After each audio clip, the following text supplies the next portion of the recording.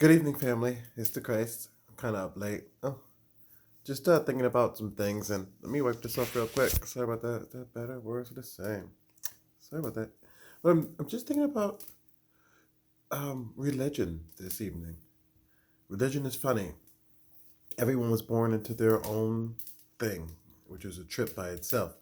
But we tend to be what our parents are.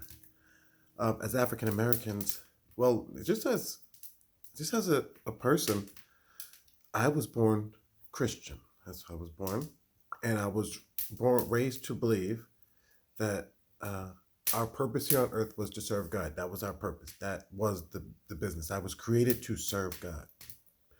I got that from my mother, who picked up Jehovah's Witnesses along the way.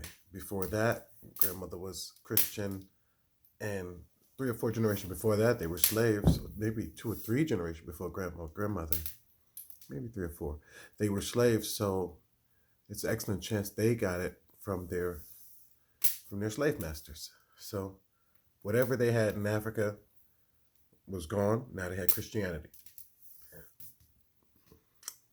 And we can talk about that and more future videos because that's something. But just want to talk about the progression, evolution of these false religions and bad ideas as they propagate through the generations down to your descendants, and hurt. It hurts generations. It hurts the lineage. Your line is not taking the time to grow.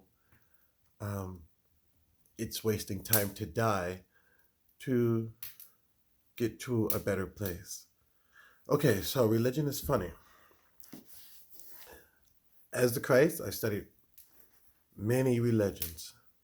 I studied a lot of religions, and I didn't know why I was studying religions. I just studied religions.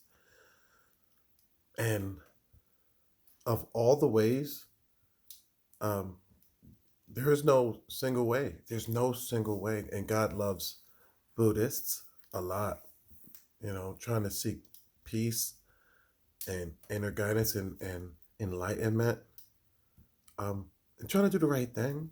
God loves Buddhists. And Christians, you have a habit of calling people pagans, this and pagan that. Oh, I don't know about Christians. This is how in the household I grew up in as a Jehovah's Witness. Everything was paganism, paganism, paganism. Um, so it demonizes paganism. But in a lot of ways, we were pagans before we were Christians, and Christianity is not God's way. Christianity is murder for salvation doctrine. That's, I'm gonna send my child to get murdered. I'm gonna say, "Thou shalt not kill." Send my son. They're gonna kill him, and that's gonna make them all good when they do that dastardly, horrible deed.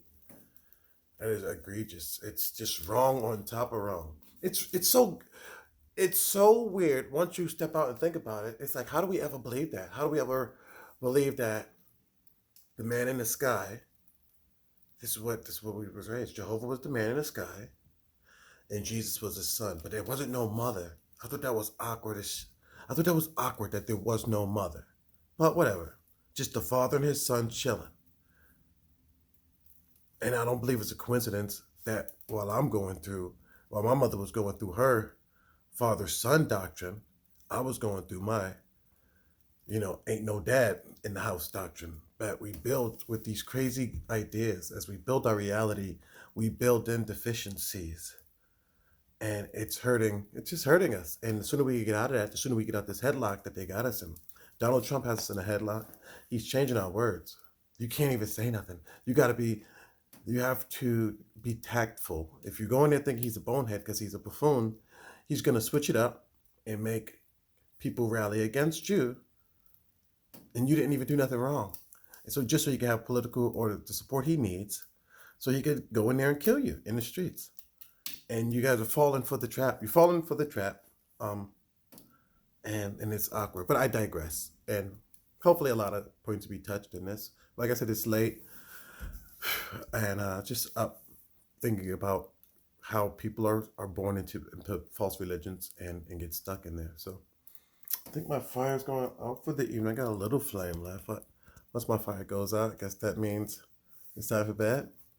Thanks a lot again. I love you. God loves you. It's the Christ.